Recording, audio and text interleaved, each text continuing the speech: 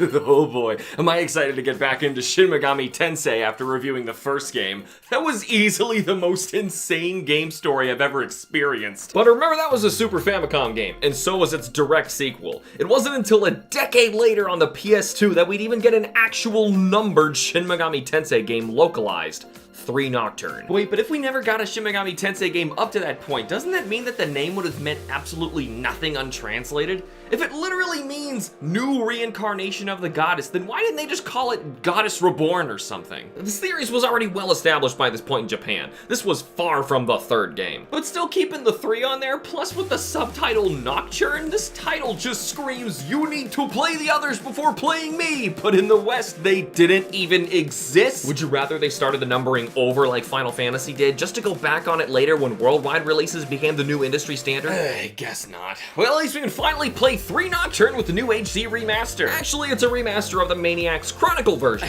What does that even mean? It's like the 3rd or so version of Shin Megami Tensei 3. Yes. The 3rd 3. Yes. Forget that. From now on, we're referring to this game as Smut 3. Must we pronounce it like Smut? Atlas didn't want to localize the title, so I will. Smut.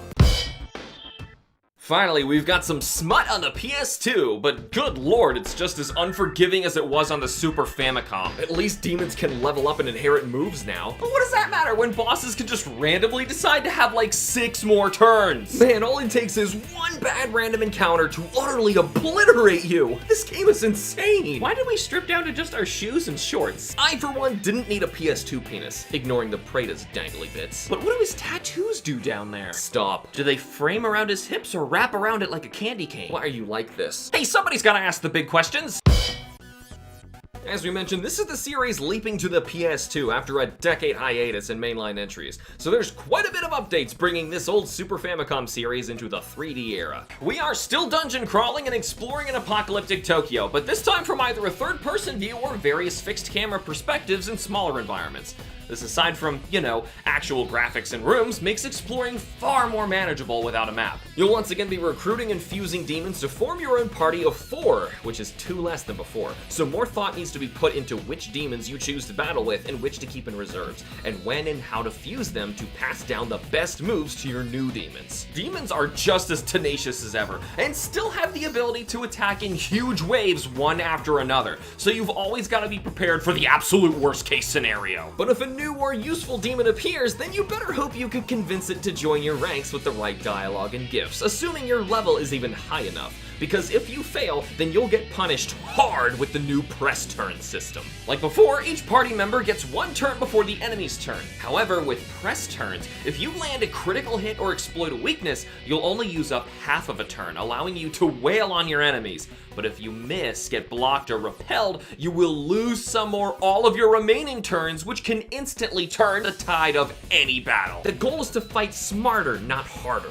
It's far more important to exploit extra press turns than it is to focus on simply hitting hard and hoping for the best, especially in long boss battles. But remember, your enemies also follow the press turn structure, meaning if you're weak to their attacks, they will absolutely annihilate you. So not only do you need to plan offensively with your demon skills, but also pay close attention to their weaknesses, because all it takes is one bad matchup and it is game over for you. Because unlike the past games, if the protagonist ever goes down, it's an instant game over. Now luckily you can actually level up your demons this time, and some will straight up evolve into new forms. You can even fuse some with the new Maitama acquired from Rag's returning shop, and these allow you to buff your demon stats, teach them powerful moves, all while retaining their species. Unfortunately for me, I didn't even realize what they did until I was literally standing in front of the final boss. Yeah, so your demons are obviously important, but you've got to power up yourself in order to survive as well, and the way to do that is through the new Megatama, which you like ingest by swallowing or pushing it through your eyeball or something like that. Megatama determine your weaknesses and resistances, what abilities you'll learn through level up, and also provide a flat stat buff while active. And they can also act violently within you when you level up, and allowing them to do so will provide a random effect, like a party-wide heal, a stat increase, or afflict you with a status ailment or a curse. Though they're all different, they are clearly worth hunting down for maximum versatility, especially when you acquire the final Megatama, Masakados.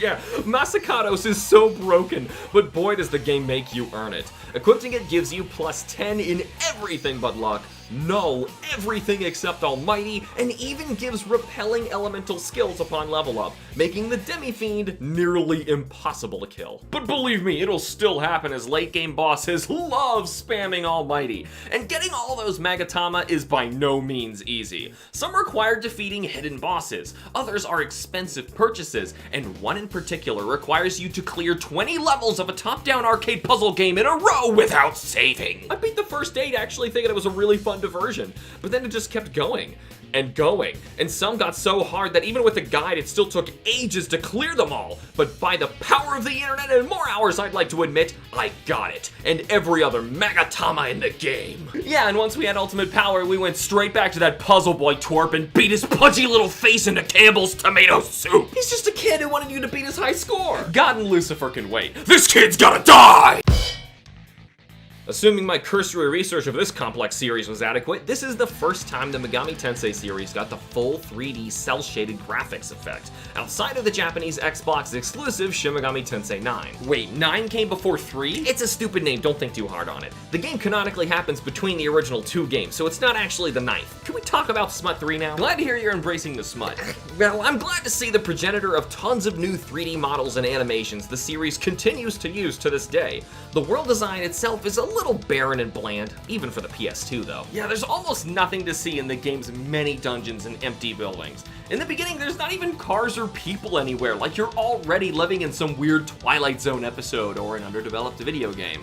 It really is just a 3D version of the originals with hardly anything to see most of the time, but with even more ridiculous traps. With the beginning being the exception, the world is supposed to feel barren and destroyed, and though it absolutely does, it could have used at least a little more visual variety. And how come when I enter a pitch black cave, I can't see anything when my wicked demonic tattoos should be illuminating the path, at least a little bit? They've got a gate progression like Pokemon HM somehow. But I want to glow like Marie Curie in a sensory deprivation tank! You have absolutely no filter, do you? Alright, though this story still gets super intense and philosophical, it's not nearly as unhinged as the first game, unfortunately. You begin as a student in Tokyo, meeting up with 2 of your classmates visiting your teacher in the hospital, when suddenly, the end of the world happens in a catastrophic event called the Conception, folding Tokyo into an inverted sphere, leaving everything outside to be wiped from existence. Hey, I just said it wasn't as unhinged. It's still totally nuts. Paying absolutely no mind that everyone and everything you knew was just suddenly deleted from existence. You and the other few survivors who were inside the hospital at the time of the conception have now become the only humans left alive. Yeah, so this cultist Hikawa and his followers from the Ring of Gaia decided amongst themselves that the world needed to be reborn and instigated this whole event, and your teacher was in on it. Upon awakening in the new Tokyo, you're met with a creepy little boy and an old woman speaking for him, referring to him as her master. Together they grant you demonic strength by forcing you to ingest a Magatama, transforming you into a demon with a human heart known as the Demi-Fiend. We'll later learn that this is Lucifer, and he and this woman are testing our strength like an experiment to return the 11 menorahs to the depths of their twisted, infernal labyrinth of Amala. And they also kind of age backward or something funky, I don't even know, man. You're also joined in this world by one other human, Hijiri, a reporter on the occult who appeared to also survive the conception, investigating the strange terminal drums linking into the Amala network. Though he's helpful at first, Hijiri eventually becomes obsessed with the network and is revealed to be the reincarnation of a man cursed by God to perpetually bear witness to the end of the world over and over again. He apparently did die in the conception, but was forcefully resurrected again due to his curse. And for fans of the series, Hijiri's curse can only describe one person, the only character who managed to directly take the battle to God himself. Aleph, the protagonist of Smut 2. Now, you'll spend most of your time traveling from place to place, fulfilling requests and whatnot to progress, but you'll soon realize that the few characters left alive are becoming less and less insignificant.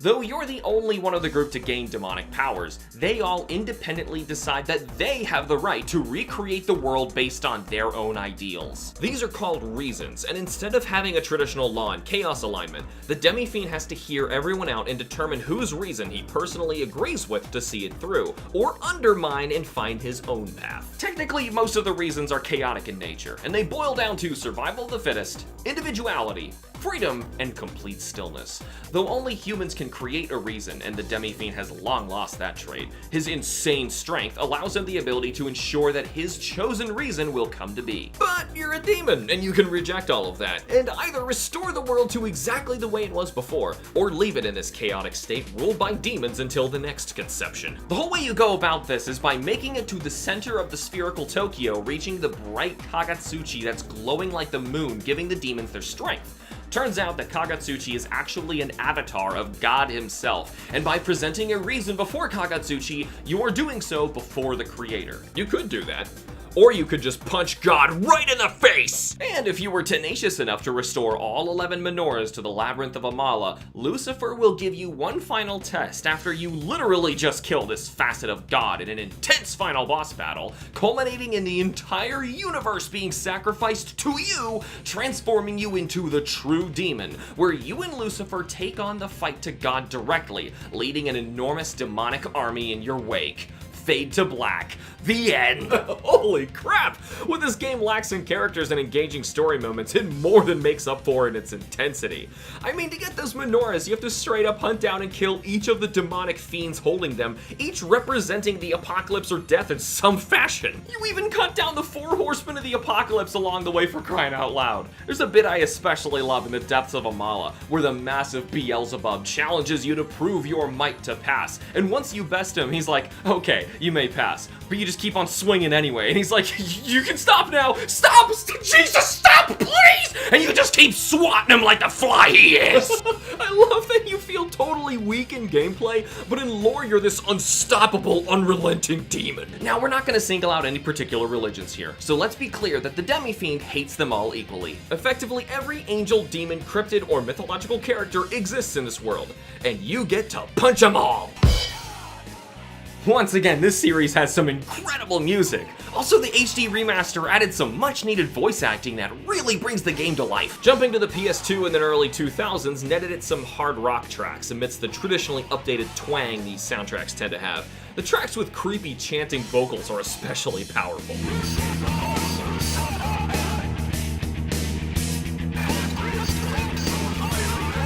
What I love about these vocal boss battle tracks is that aside from being atmospheric and setting the stage for these cataclysmic battles determining the fate of creation, they also let us hear directly into the mind of our otherwise silent, stoic protagonist.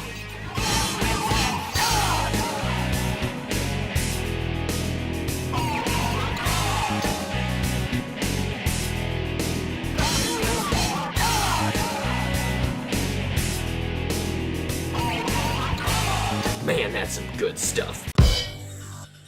Fortunately for us, we're actually covering an old PS2 game that's been remastered for modern platforms and hasn't been abandoned by its developer. So pick up Smut 3 if you want to give this intense RPG a go. And for the memes, you can even play the game in Maniacs mode, with DLC patching Dante back into the game, replacing the in-universe replacement character Raido Kuzunoa. So your game can once again say it is featuring Dante from the Devil May Cry series. I really appreciate going from the old Super Famicom sprites to recognizing these demons in similar poses in 3D. It's like I got to experience this leap to the modern age, but decades after the fact. But if you think the Demi-Fiend's weak for hanging onto his first ever demon, the Pixie, then you've clearly not descended into the deepest levels of Amala, because once your original companion reawakens as Uber Pixie, that dainty little fairy can put the whole team on her back. Yeah, you end up killing God at the end of a bunch of JRPGs, but in how many do you straight up leave a trail of both the divine and the demonic bodies along the way to literally slay the God for no other reason than you just want to punch him in the face?